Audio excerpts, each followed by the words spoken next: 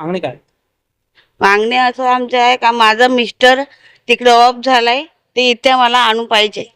माझा दीर पण तिकडेच आहे. अब आपकी मांग क्या है? हमारी मांग ये है कि मेरा छोकरा मुझे मांगता है, दोनों बच्चे मेरे को इधर चाहिए, यानी कि उसमें से उसको उसको अंदर डलवाओ जो किसने केस किया है। उसका नाम तो मालूम नहीं, लेकिन जिसने डाला है तो उसका नाम निकालो और उसको जेल में डालो।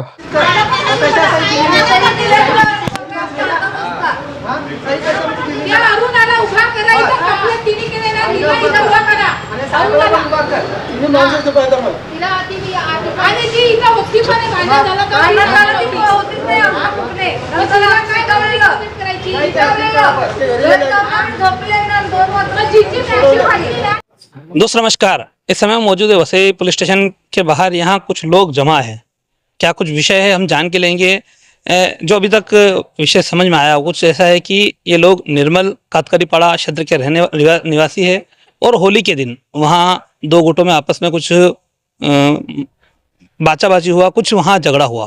उसके सिलसिले में वसई पुलिस स्टेशन में गुनाह दाखिल हुआ और पुलिस ने जब गुनाह दाखिल किया उसके बाद में जिनको पुलिस ने आरोपी बनाया था वो आरोपी को पुलिस यहाँ लेके आई। बाद में उनको वहाँ यहाँ से थाना पुलिस स्टेशन थाना सेंट्रल जेल में शिफ्ट कर दिया गया था। और थाने जेल में कल शाम को उनकी मौत हुई। मौत होने के बाद कल शाम को इनको मालूम पड़ा तो ये लोग आए। इनका आरोप है कि जो गुनाह दाखिल हुआ वो गुनाह ही गलत तरीके से दाखिल किया गया था, ऐसा आरोप है।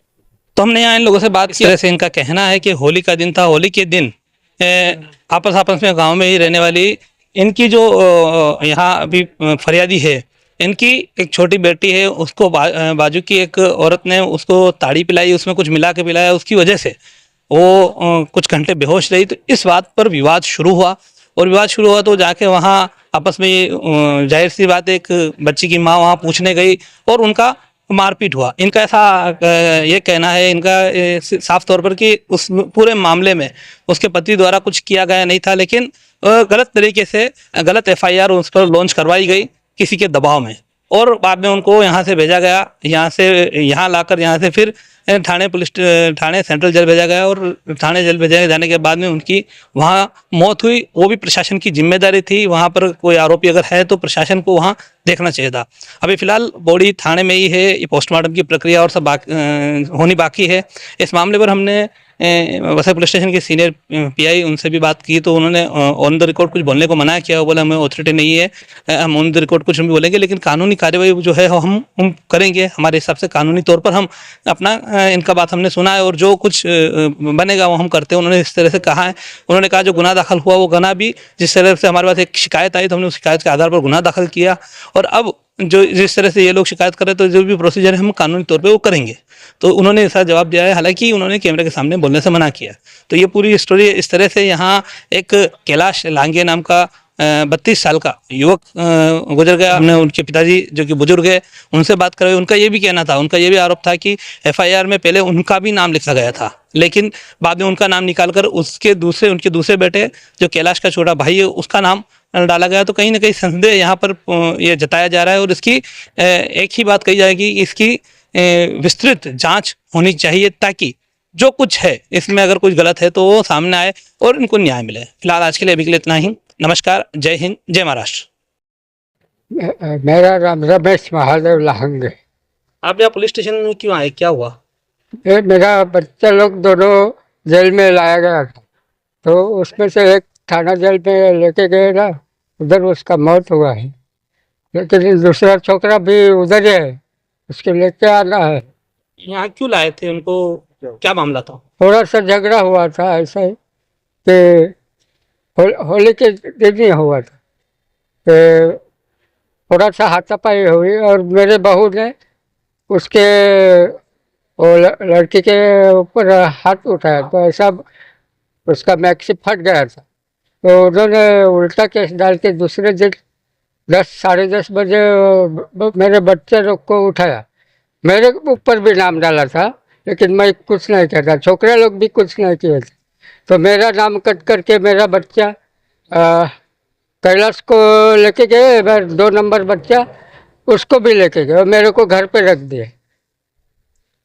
फिर ये मौत कब हुई, आपको कब मालूम पड़ा? कल शाम को 7 बजे फोन आया था घर। आप लोग यहाँ जमा हुए, आपकी मांग क्या है?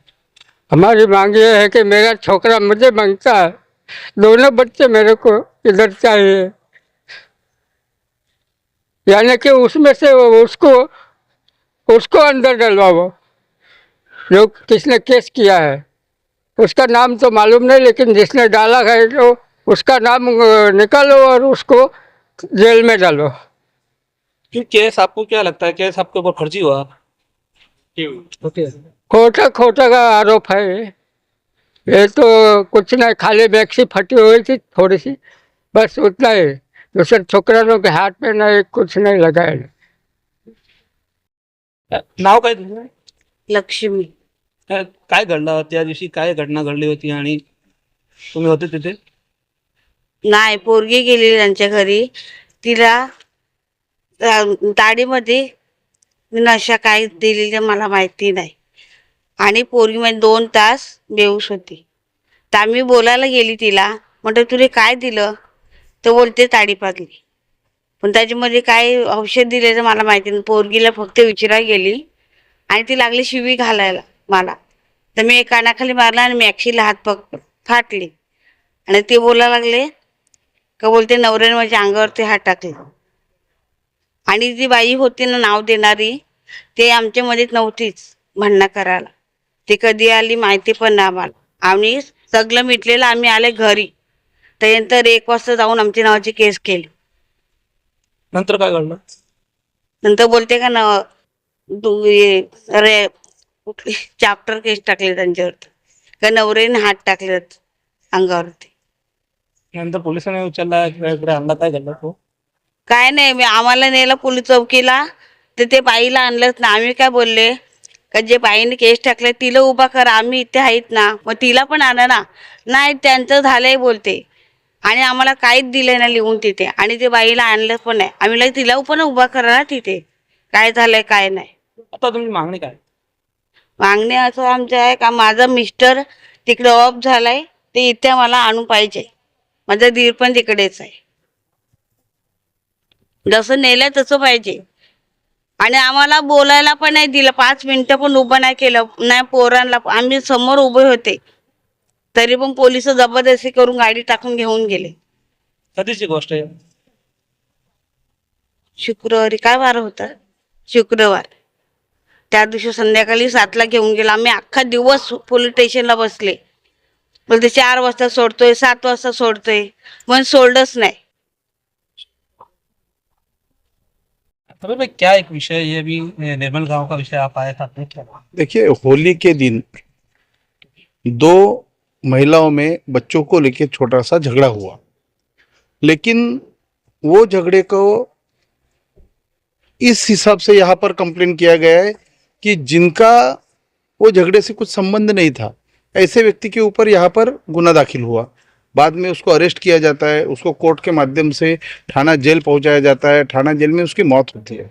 तो यहाँ पर ये सब संशयास्पद लग रहा है। और हमने अभी इंस्पेक्टर सर से बात की है कि यहाँ इसमें कोई तो आदमी दोषी है, किधर तो गलती हुई है, तो वो गलती बाहर निकलनी चाहिए और दोषी व्यक्ति को सजा होनी चाहिए। दादा सर, क्या कहेंगे, आप आए हैं यहाँ पर और जो मैयत लड़का था वो आपके पास काम पे था, उसका स्वभाव कैसा था और उस दिन क्या घटना थी, आपको क्या माहिती? आज वो जो कैलाश लहांगे करके लड़का था, वो हमारे पास काम करता था। एकदम शांत स्वभाव का था, किसी से झगड़ा बिगड़ा वो नहीं करता था। लेकिन होली के दिन उनकी औरत का एक दूसरे औरत के साथ झगड़ा हुआ। कैलाश वो वहाँ गया था, लेकिन उसने किसी औरत को मारा नहीं, पीटा नहीं, कुछ नहीं। फिर भी उनका नाम FRI में डाल के उनको जेल में भेज दिया गया और अभी उनका वहाँ मौत हो गई है। तो मेरा इतना ही रिक्वेस्ट है कि जे लोगों ने झूठी कंप्लेंट लिखवा के और षड्यंत्र रच के उनको फंसाया था, उनके वजह से उनकी आज मौत हुई है। तो जिन्होंने खोटी कंप्लेंट लिखवाई है, उनके साथ में जो कोई षड्यंत्र रचने वाले हैं, उनके खिलाफ गुना नोंद करके उन पे कार्रवाई होनी चाहिए। आपको ऐसा क्यों लगता है कि षड्यंत्र? क्योंकि जिनके साथ झगड़ा हुआ था उनके साथ में जो कोई आया था कंप्लेंट लिखवाने, उनका रिकॉर्ड ही एकदम खराब है। 2 पैसे के लिए किसी के भी विरुद्ध में पुलिस स्टेशन में जाके गुनाह नोंदवाते हैं और निष्पाप लोगों को सजा दिलवाने का काम ऐसे लोगों का है। उसके लिए हमको लगता है कि ये षड्यंत्र रच के ही ये बच्चों को फंसाया गया था। कृष्ण सर, क्या कहेंगे एक सामाजिक कार्यकर्ता होने के नाते आप इस मामले को किस तरह से देखते हैं? बहुत दर्दनाक घटना है। कैलाश लांगे हमारा ही एक साथी है। वो दत्ता जी के यहाँ काम भी करते थे और आदिवासी एकता परिषद का साथी भी था और एक झूठे केस में, झूठे मामले में उसको और उसके भाई को फंसाया गया। अब होली के दिन कुछ हुआ होगा, हो गया। तो आमतौर पर पुलिस स्टेशन पे होली के दिन के जितने भी झगड़े होते हैं तो आप सामने सामने बिठाकर उनको सोक्ष मोक्ष कर लेके छोड़ा देते, मामला खत्म कर देते। यहाँ पे ऐसा हुआ नहीं है। यहाँ पे दूसरे दिन गुनाह की नोंद की गई है और दूसरी बात, जिनका इन मैटर से किसी का संबंध नहीं है, ऐसे तीसरी व्यक्ति के कहने पर एक झूठा गुनाह उन पर लगाया गया। अब यहाँ तक बात आ गई। फिर आगे चलकर दोनों को उठा के आप अंदर डाल दे तो परिवार को पता भी नहीं चलता क्यों, क्या किया जा रहा है, किस लिए किया जा रहा है। और अब चूंकि वो प्रशासन के ताबे में है, कब्जे में है, पुलिस प्रशासन के कब्जे में है, वहाँ से उनको अगर जुडिशियल कस्टडी मिली है तो सरकार की, प्रशासन की जिम्मेदारी बनती है उनके सिक्योरिटी की। तो थाने जेल में जो हुआ है उसकी पूरी जिम्मेदारी प्रशासन के ऊपर आती है। तो हमारी बात बहुत साफ है, हमारी मांग भी बहुत साफ है। जिन्होंने इन 2 बच्चों को, बेगुनाह बच्चों के ऊपर झूठे केस दायर किए हैं, दायर करने के लिए मजबूर किया है, उन पर कार्रवाई होनी चाहिए। पुलिस स्टेशन को मालूम रहता है कि कौन क्या कैसे क्या कर रहा है, तो पुलिस ने बिना इंक्वायरी किए इन 2 लोगों पे जो इंक्वायरी की, उन पुलिस प्रशासन के अधिकारियों की भी इंक्वायरी होनी चाहिए। दूसरी बात, तीसरी बात, थाने जेल के भीतर ये जो भी हुआ है उसकी और सखोल चौकसी होनी चाहिए। बहुत डिटेल इंक्वायरी की ज़रूरत है कि जेल के भीतर ऐसी घटना कैसे हो सकती है कि एक 30-35 साल का नौजवान लड़का जो सीमेंट की गोनी उठाता है, जिसकी तबीयत पूरी तरह से एकदम चुस्त है, वो व्यक्ति संशयास्पद रीत्या कैसे मर जाता है। तो उसको लेकर भी हमको बहुत सारे शक है, इसलिए उसकी भी एक डिटेल इंक्वायरी होनी चाहिए। जब तक इन 3 मामलों में साफ साफ चित्र स्पष्ट नहीं होता है तब तक हम लोग शांत बैठने वाले नहीं है। भूमि सेना आदिवासी एकता परिषद की तरफ से इस विषय को लेकर हम आने वाले दिनों में आंदोलन करेंगे। हमारे चैनल सैफ न्यूज लाइव पर अपने व्यापार और सेवा से संबंधित विज्ञापन प्रसारण हेतु दिए गए मोबाइल नंबर पर संपर्क करें।